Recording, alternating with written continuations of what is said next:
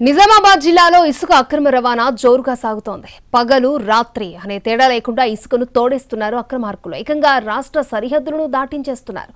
బోధన్ కేంద్రంగా మంజీరా పరివాహక గ్రామాల్లో టన్నుల కొద్ది ఇసుక కుప్పలు నిల్వ చేస్తున్నారు.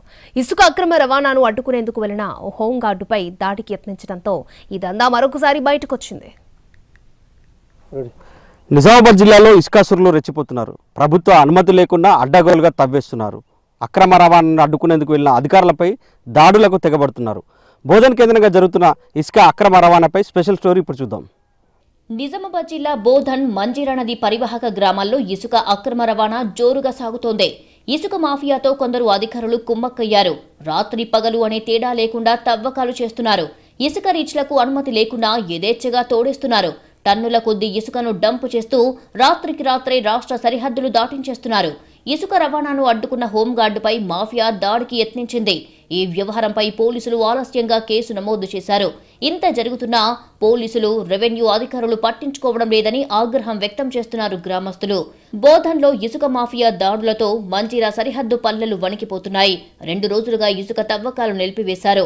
భారీగా డంపు చేసిన ఇసుకను రాత్రి వేళల్లో ఇతర ప్రాంతాలకు చేరవేస్తున్నట్టుగా గ్రామస్తులు చెబుతున్నారు. ప్రభుత్వ అవసరాల కోసం తహసీల్దార్లు వే బిల్లులు ఇస్తే అక్రమార్కులు పక్కదారి పట్టిస్తున్నారు. ఒక్క బిల్లుతో పదుల సంఖ్యలో ట్రాక్టర్లు, టిప్పర్లలో ఇసుక రవాణా చేస్తున్నారు.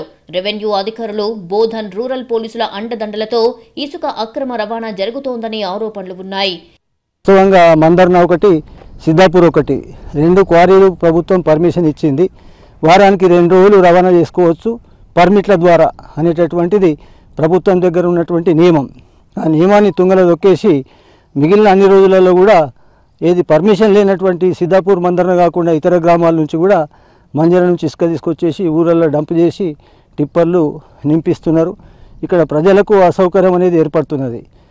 పగలు లేదు, రాత్రి లేదు అని చెప్పేసి అక్రమ రవాణా జరుగుతుంటే మరి మైనింగ్ డిపార్ట్మెంట్లో భాగస్వామిగా మెంబర్గా ఉన్నటువంటి తహసీల్దార్ కూడా దీన్ని పట్టించుకున్నటువంటి పరిస్థితులు కనిపిస్తలేవు. ఇప్పటికైనా ఉన్నతాధికారులు జోక్యం చేసుకుని నిజామాబాద్ జిల్లాలో ఇసుక అక్రమ రవాణాపై ఉక్కుపాదం మోపాలని కోరుతున్నారు.